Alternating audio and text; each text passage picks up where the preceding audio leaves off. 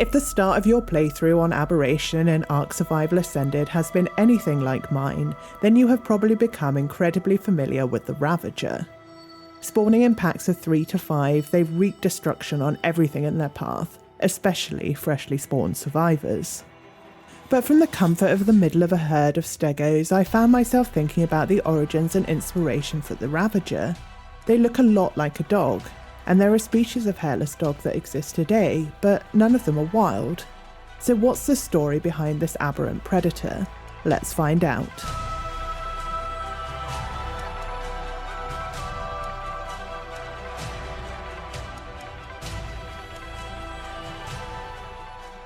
The first place that I start my research when I make these videos is the creature dossier, and the Ravager dossier contains some useful clues, so let's bring that back up.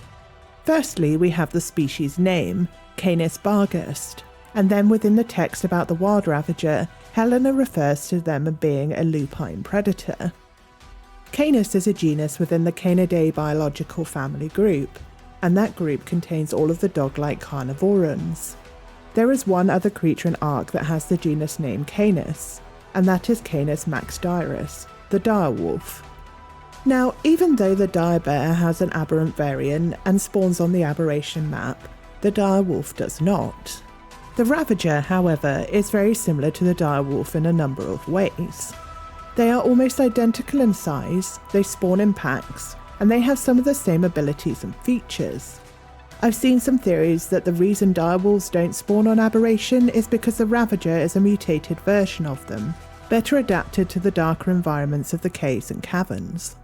This could be what Helena was referring to when she describes the Ravager as a lupine predator, as lupine comes from the Latin word lupus meaning wolf and means wolf-like.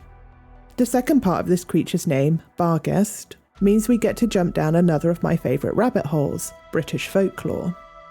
The meaning of bargest varies depending on how you interpret the different parts of the word, but it essentially means something like town ghost. They are often described as hellhounds, large spectral black dogs that wreak a path of destruction and are often seen as omens of death, which is something that I can relate to right now.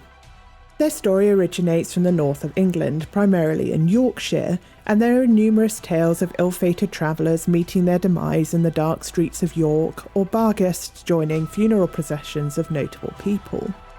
You'll also find references to them across popular culture, including in The Witcher, Dungeons & Dragons, Magic the Gathering, and Sherlock Holmes and the Hound of the Baskervilles.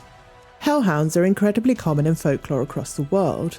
The Black Shook is a folklore story that originates from where I live in the UK, Cerberus guards the gates of hell, and then we have the Chupacabra from the Americas. The Chupacabra is a cryptid, a creature that is said to exist but has not been proven to do so. It is often shown as a reptile-like creature with leathery or scaly skin and sharp spines or quills running down its back that stands and hops around in a similar fashion to a kangaroo. But it is also commonly described as a strange breed of wild dog. In its dog form, the Chupacabra is hairless and has a pronounced spinal ridge, unusually pronounced eye sockets, fangs and claws. We see a lot of these features on the in-game Ravager. It has hairless leathery skin, prominent fangs, sharp spines running down its back and large claws. Unlike conventional predators, the Chupacabra drains all of the blood from the animals it kills, and the wild Ravager has a similar ability in game, applying the Nash debuff to whatever it attacks. The fantasy creatures of Ark are some of the most fascinating creatures to research for these videos, because they draw on so many elements of history and folklore, and this Aberration native is no different. The wild Ravagers may be hell-bent on sending you to the Shadow Realm, but once tamed they make for trusted companions to explore the wonders of the green and blue zones of the Aberration map, with the added bonus of having weight reduction when carrying all of your crafting essentials. So, what do you think of the Ravager?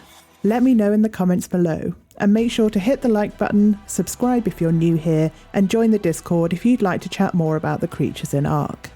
But for now, I will see you in the Ark. Take care.